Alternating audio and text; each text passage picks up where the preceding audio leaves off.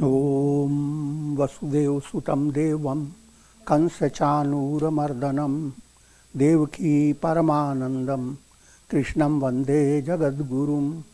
Om. Adorations to Lord Krishna, the preceptor of the universe, destroyer of the forces of darkness and bestower of immortality. Srimad Bhagavad Gita in chapter 4, verse number 28. A profound insight is being given into karma yoga from a broad point of view, into integral yoga, because that's the Gita's essential teaching. Integral yoga means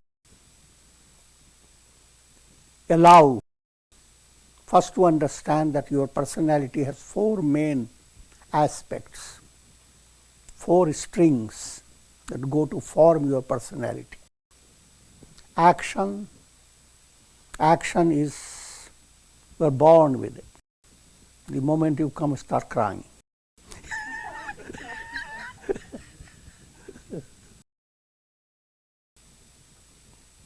How to perform your action, how to look at your action, the active life, what attitude, how to do it, what type of action.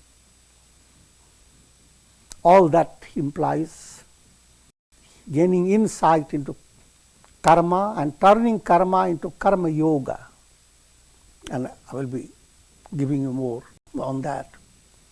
Then how to convert your feelings and direct them towards God. Bhakti yoga. You could have directed to anywhere else, but the point is God alone is. So even though your mind may develop the idea that there are so many things to love and so many concepts of love, but from an advanced point of view,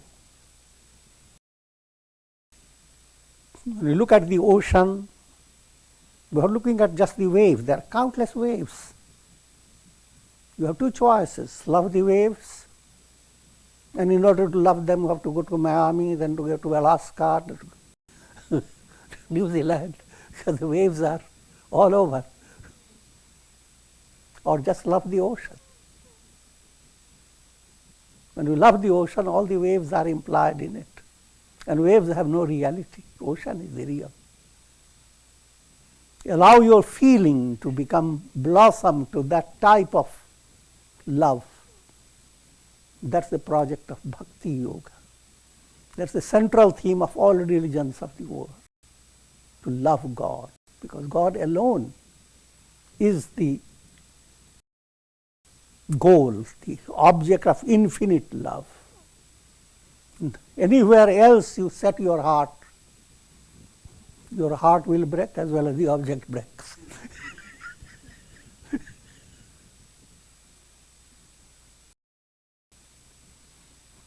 Until God becomes the love. And like a river enters the ocean, your loving process enters into the absolute love.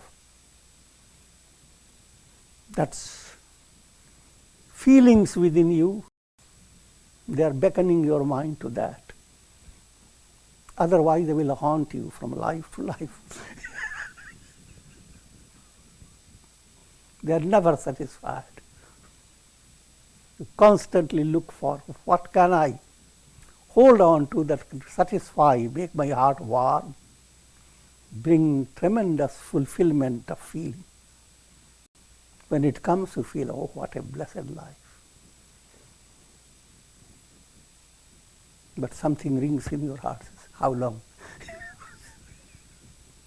4 dinon ki chandni, fir andheri raat. The saying is, the moon, when it is in its bright state, just lasts for 4 days. It's coming 2 days before the full moon and 2 days next. About 4 days. That's all the moonlight gives you, a sense of splendor. All worldly enjoyments, all worldly glory, all concepts of prosperity, they are char dino ki chandani. A momentary kind of a transitory experience. Should your life be just led by transitory thrills, of course, if the mind is dull with, there is no harm in that. But if your mind is sensitive, then you begin to look at all this with an object, bring objectivity in your vision. Look at all this as if you are separate from this. So that's the second point I was talking about, the feeling within you. Now, next point, attention of your mind, focusing of the mind. It's another great reality. The moment a cat sees a rat out there, see the mind completely focused.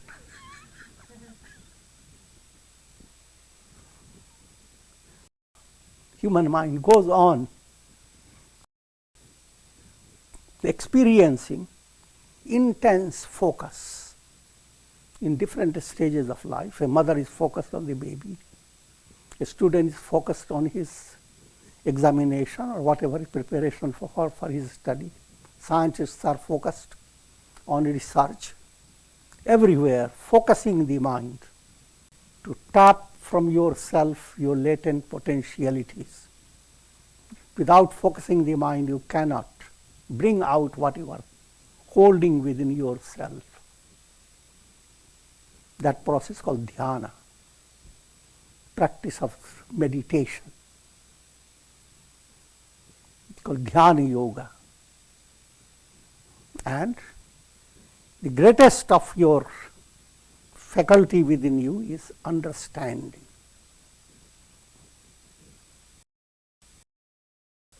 If understanding changes within you, everything changes. If you are gripped by misunderstanding, no matter how wonderful things may be around you, misunderstanding takes you out of all blessings. And when you correct the misunderstanding and you look for it, where did it go? It's a snake on the rope. It ran away.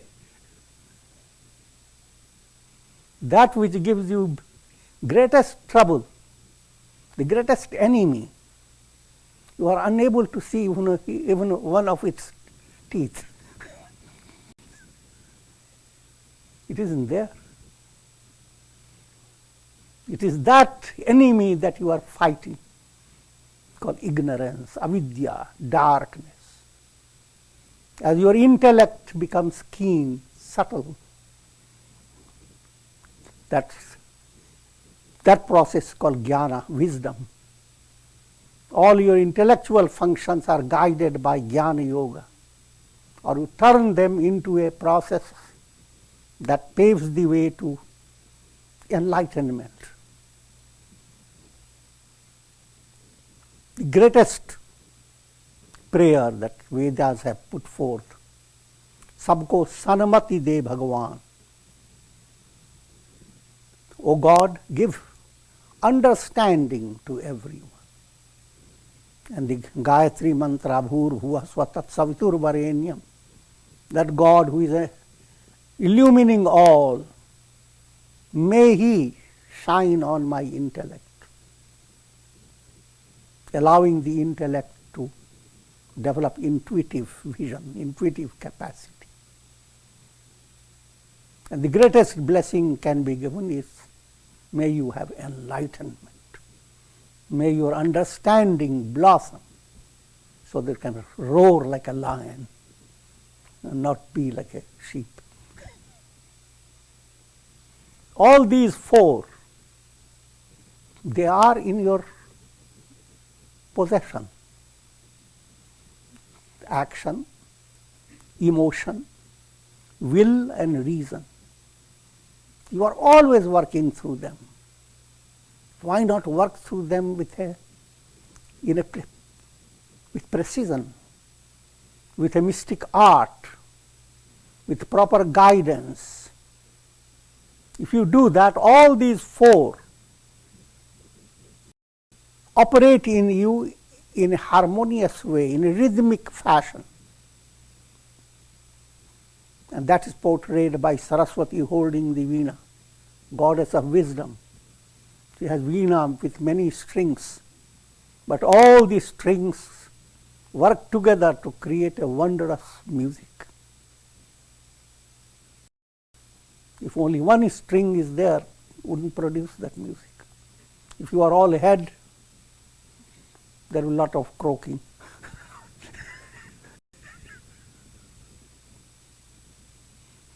All heart, lot of flapping.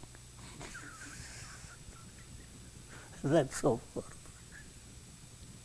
But all the four have to be there. That's called integral yoga. That's the main theme. And I will not develop more. I'm going on with the 28th verse.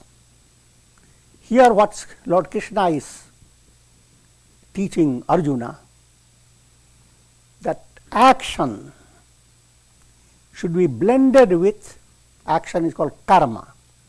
Karma should be blended with vikarma. Vikarma means a specialized action that involves mental attitude. Whatever you are doing, you blend it with that specialized enrichment in your life, which I am going to explain. Another term for that is yajna. Yajna is a term you are doing something with an intention of attaining purity of heart. You are doing action with the intention of wiping away anger, hate, greed. Action keeps your life flowing. In an artistic way, it flows on. When it flows on, there is no stagnation, nothing rotting. It shimmers, shines. So when you put vikarma with karma, actions that you do, how to do it with a special mystic attitude. If you have that, your karma goes on purifying your heart. Malas go on moving away from your personality. Mala, malo, perverted passion, kama, anger, kama, krodha, lobha, greed, moha, infatuation or twisted type of affection. Mada, I have said conceit, matsarya, jealousy. These are the highlights of malas. People entertain them and they don't realize they are cancerous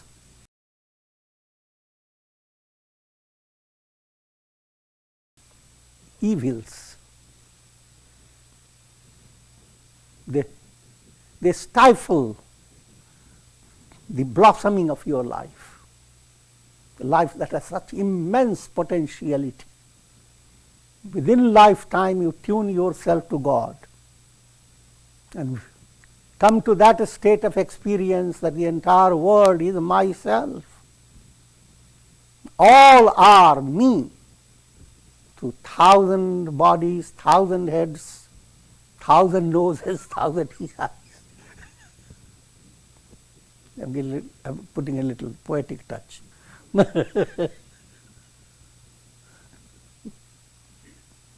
I am the ocean, not a wave. That's your potentiality. And you can attain it just by having a very clear understanding of certain things. Not to go on glorifying yourself because of your malas. How angry can you become? You raise your one hand, people shake.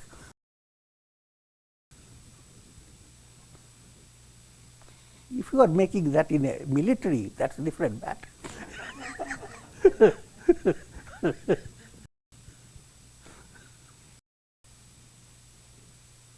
But allowing your personality to become a medium of expression of divine love. You think of two ways, anger dominating personality, pride, another point, divine love dominating the personality.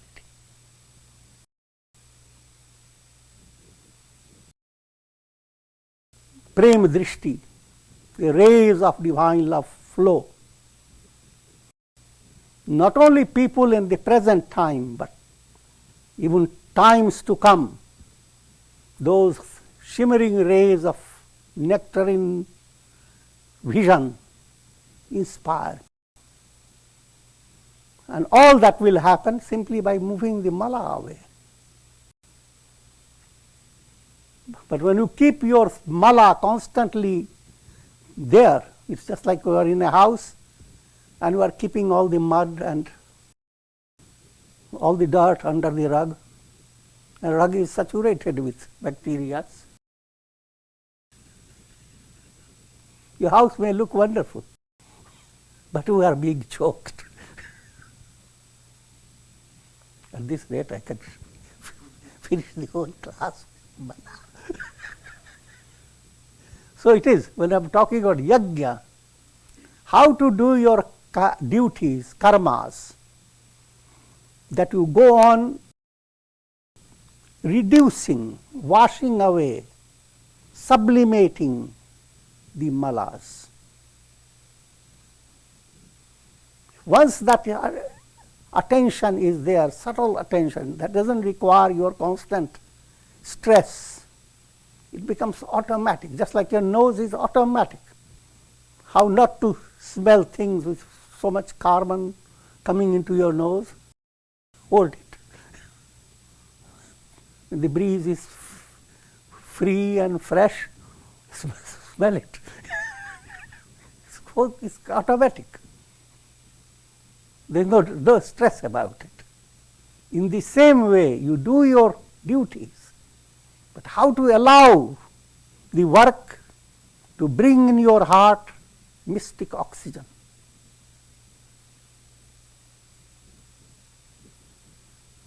Figure that out.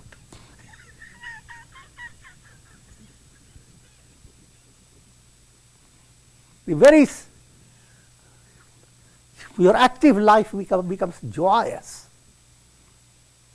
On the other hand, you go to your job and internally you have distrust in the boss. You hate people. How can they be so stupid?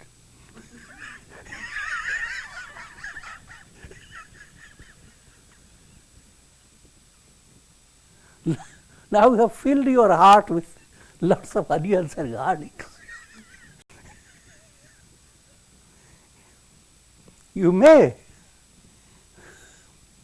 surprise them with your talent and all that, and you may compete with them, but all your success is very little, humiliating, degrading. Your big challenge is, how can you be good enough that your goodness is not limited to yourself, but it oozes out and steals into the heart of others? How can you create, in spite of all the challenging situations, create a favorable atmosphere? So it won't be possible. That again is underestimating yourself, because you are not the ego self.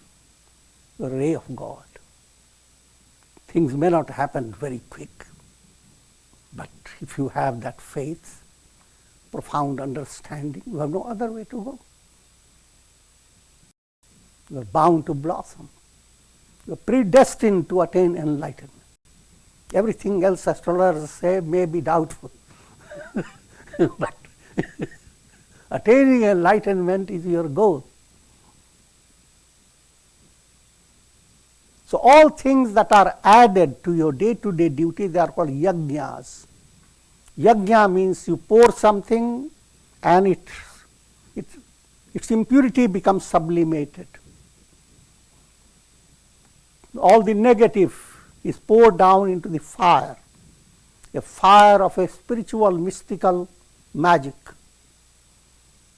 And as you go on doing your duties, you develop within yourself more humility, more understanding heart, more compassion. You are becoming enriched even though you are not getting money enough. But the majority of people have their mind focused on how much you are getting. The money that defines your success. But that shouldn't be. How much you are getting at your heart level.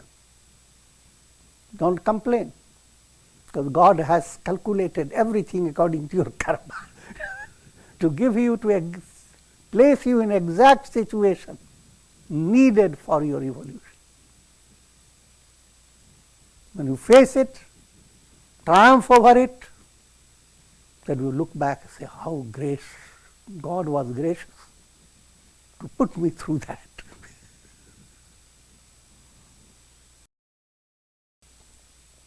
Now,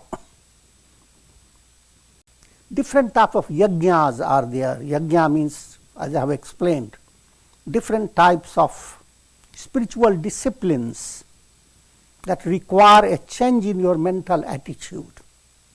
First yajna is Dravya Yajna. Literally it is translated as sacrifice relating to material objects.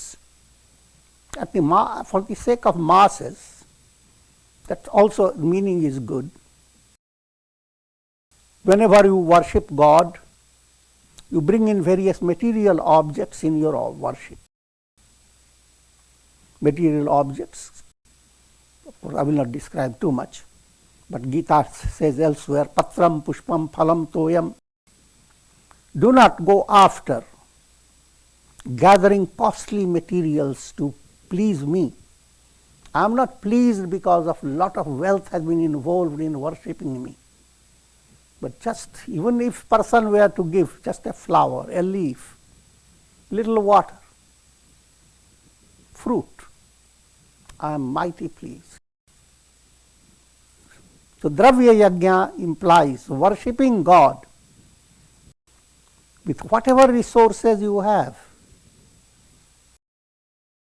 But on a profounder level, Dravya means the metal of your life, the purpose of your existence.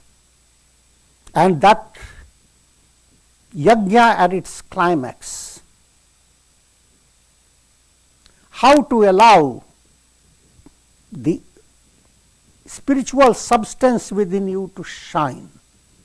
Suppose you are like a golden ore, not pure gold. How to turn the golden ore into shining gold. Bring the dravya, the substance out of your personality. You are substance mixed up with lot of fluff. How to bring out the substance? The simple point is God-word mind. Build up by your sadhana a mind that develops love for God. And do not doubt, your personality has been given the capacity of love. If you are a mother, you always love the child in spite of all the activities you are involved in. Can't God be viewed in the same light. Can't God be viewed as infinitely more loving than a baby? Or other way around, you are the baby and God loves you. Relationship with God must be recognized. If you do, then it's called Dravya Yajna. You are bringing the metal within your personality, allowing it to shine. And day by day, opportunity comes to you. There are always, every day, people come. You can always be inspiring, always be helpful, always be kind, always be enduring.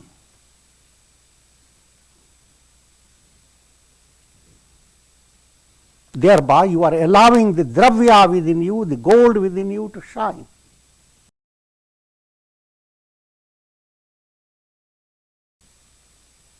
Let me give you another illustration. Sandalwood. Sandalwood remains fragrant.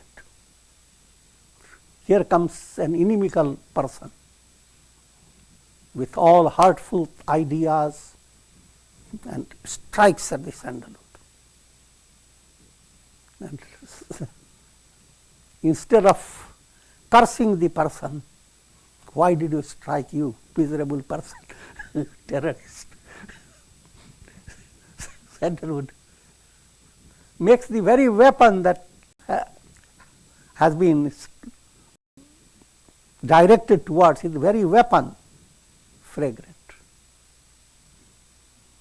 And the man, having directed it, looks at the edge, smells the fragrance, he brings the edge of the axe to his nose. That angry mind begins to change.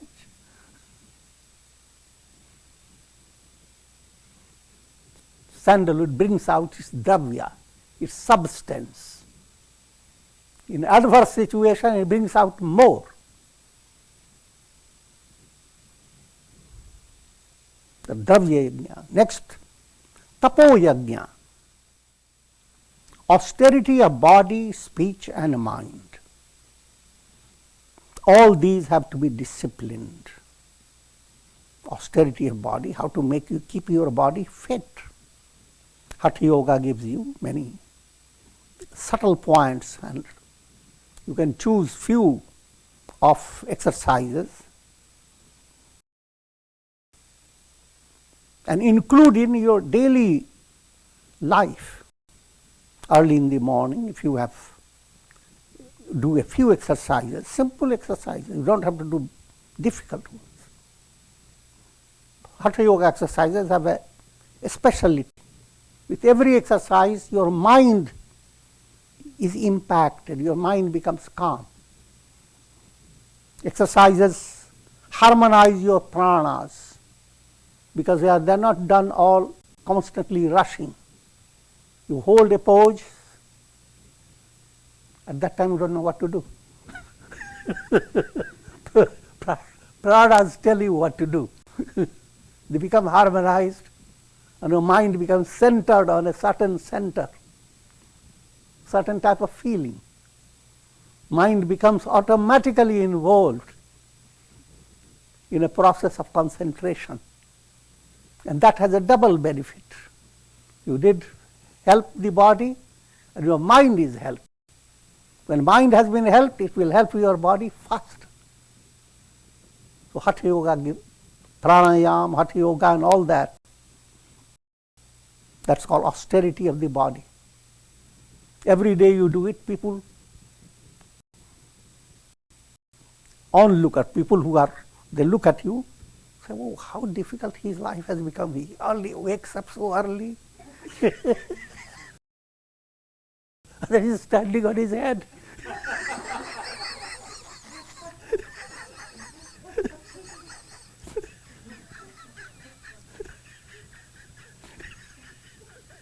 What austerity!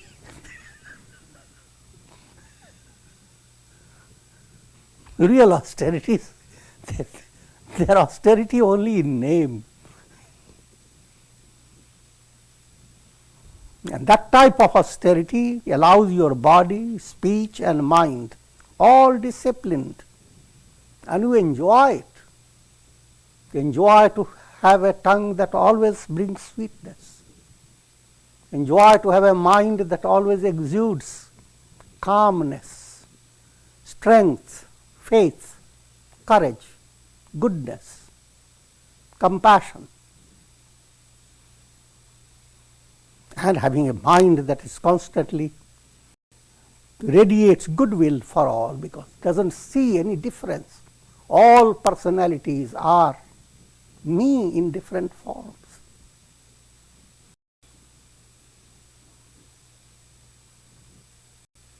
So that's called yajna of austerity. Again, in the practice of austerity, there is also another aspect. Sometimes you recognize certain defect in your personality and you adopt some severe method, like fasting, keeping mauna for a long time. But in all this you have to always remember, austerity, doing something severe is not the goal. The goal is do in such a way that you go on correcting your errors. Simple point I am pointing out is adopt moderation.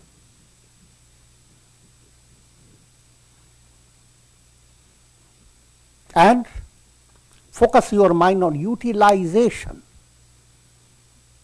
Doing bodily austerity, do moderation to keep the body under control, and so that the body can be utilized in great activities.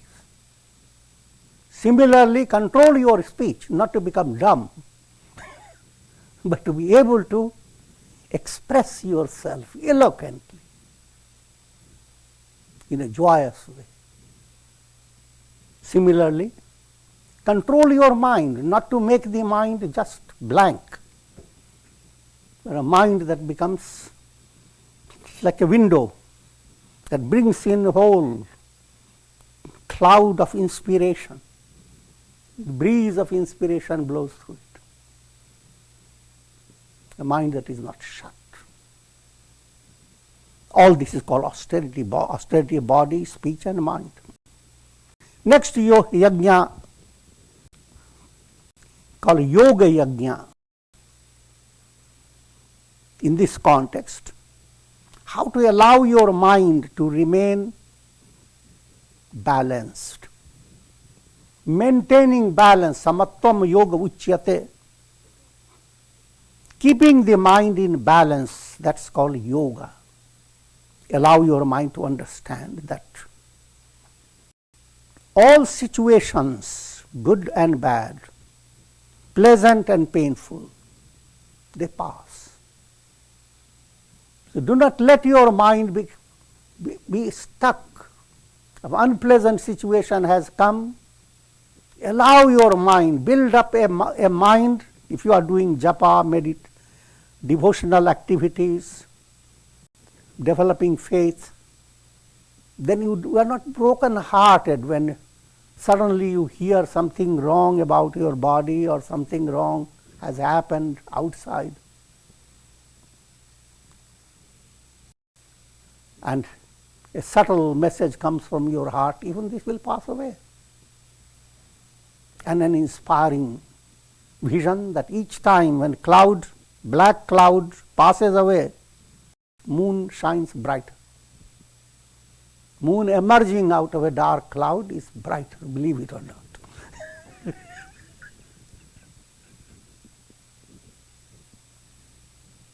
Therefore, also to understand, mind is more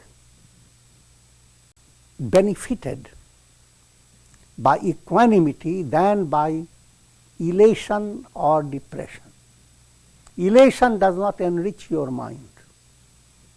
Elation, lot of harsh, excited type of joy that shakes your mind. Depression, or the other aspect of it, That, of course, is negative for your mind. But people live on for joy and sorrow, for like and dislike, for laughter and crying. And happiness is not there in future somewhere. You have to get it by developing equanimity of mind. Here and now, your goal shines right before your eyes. It is not something to come. But your mind has to give, you have to develop that understanding that adversity is not real adversity. You have every resource within you to deal with it, convert it into prosperity. You are not completely gone or stuck. Prosperity again is not real prosperity. Enrichment in your life, that is your prosperity. If you have become more relaxed in your heart, if you feel you are coming closer to God with all the glory and strength of God moving towards you, in other words, your mind remains in a state of serenity, equanimity.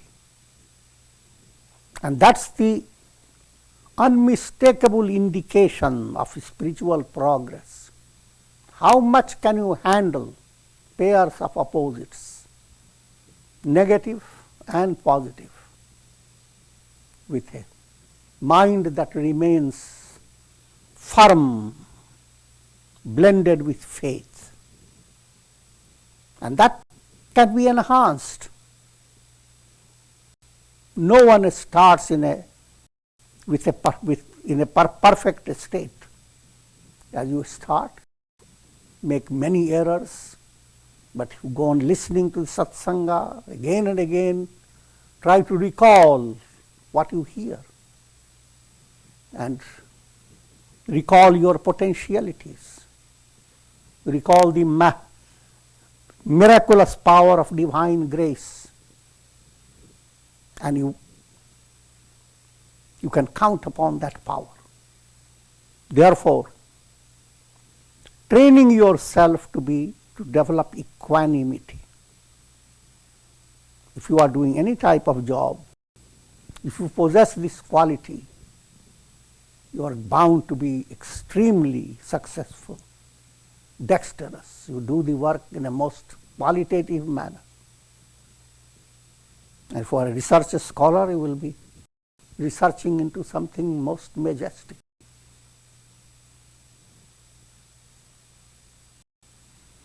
Next point, Svadhyaya Yajna. Svadhyaya is a profound mystical term. Ordinarily translated is studying scriptures. Study of scriptures and repetition of mantra, both are implied. Svadhyaya includes prarthana, offering prayers to God, bhajan, singing the glory of God. Literal meaning Swa means self. Adhyaya, opening the chapters of the self. That self is your big scripture. Open the pages. You read it. Same thing is written all over.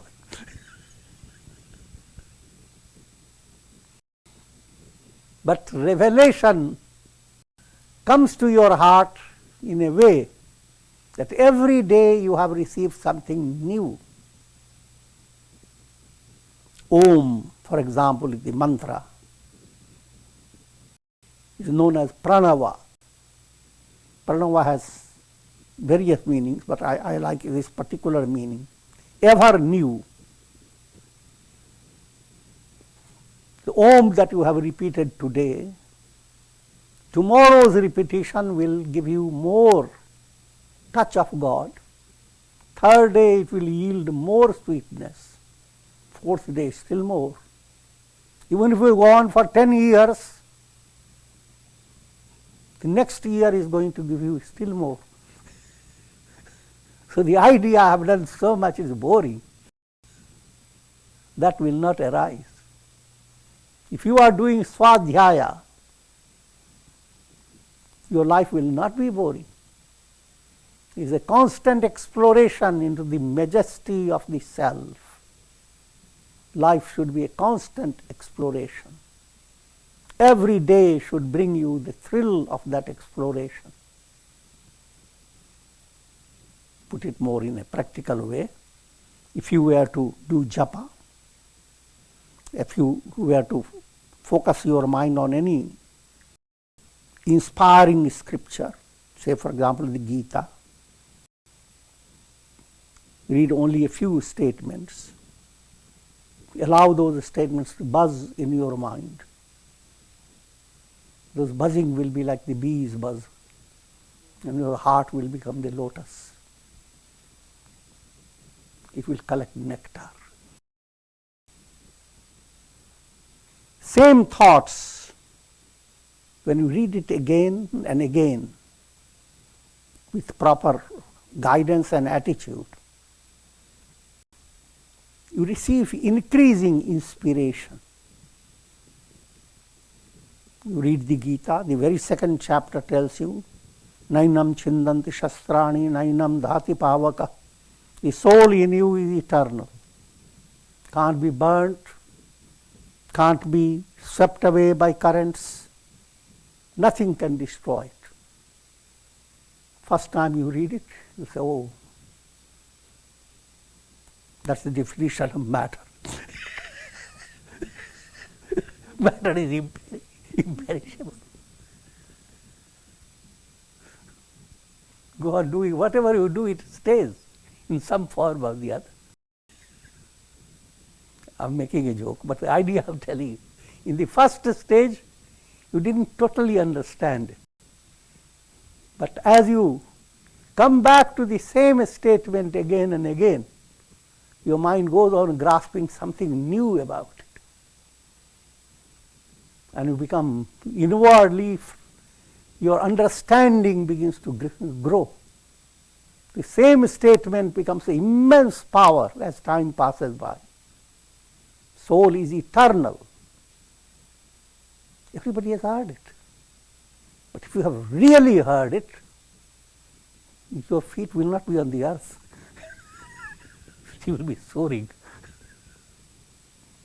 Don't take it literally. Simply, you will not be living in a world of fear. A world that makes you shake every moment. If you are eternal, how can you be afraid? If you are immortal, how can a world in any way create stress for you? So the very simple sentence, the soul cannot be cut, cannot be destroyed, has tremendous source of inspiration if you understand it. That's called Svadhyaya. Tattvamasi, thou art that. Aham Brahmasmi, I am Brahman. First time you heard it, you well calculated it with your mathematics, say, yes, it is right.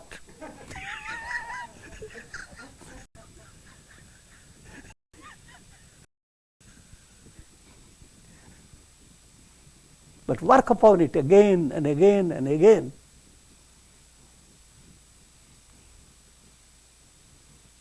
That's called Svadhyaya. Next yajna is Jnana yajna. Jnana is wisdom and all, but Jnana yoga in this context relates to vivek, practice of vivek. Vivek is discriminative intellect. How to live your life with increasing understanding of what to avoid, what not to avoid, increasing insight into the difference between the real and the unreal, the self and the not self. Practice of discrimination can be done in every aspect of your conduct in every situation of your life. It allows your mind to become vigilant. It's just like you are opening a subtle eye, and that eye always tells you this is wrong, that's right. विवेक युक्त जीवन भी बिताओ, विवेक से जीवन बिताओ. Allow the discrimination to guide you. अपाने जुहवति प्राणम प्राणे पानम तथा परे प्राणापान गतिरुद्ध्वा प्राणायाम परायणा. Next vikarma is pranayam. How to manage, control the vital forces within you, prana. The breathing process goes on in everyone. But if you get involved with pranayam exercises, same breathing will become a kind of a key to open up inner strength. Even while in your job, you have some time, you can sit on a chair, do deep breathing. You breathe with Om, breathe out with Om, or breathe in with So, breathe out with Aham. Breath becomes a kind of a mantra japa. It becomes a prayer. It is bringing you close to God. With every breath, you are touching God. But come back to pranayam. Practice of pranayam will allow you to refresh yourself whenever you are exhausted. A little pranayam done. And if pranayam becomes a part of your daily habit, even though you don't go into deeper mystical aspect of pranayam, it has very practical benefit. Shallow sentiments move away if pranayam is practiced.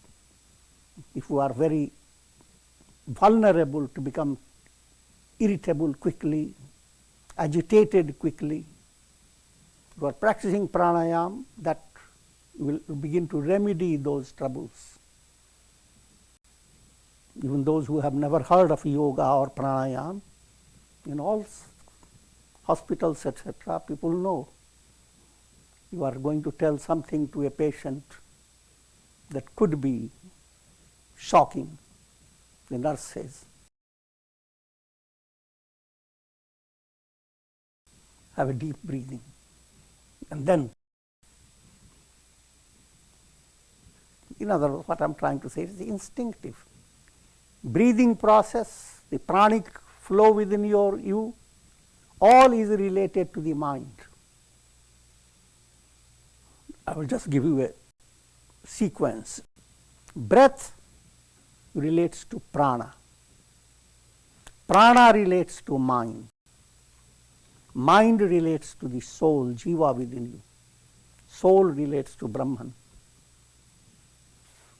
So if you want to touch the foot of Brahman, start touching your nose.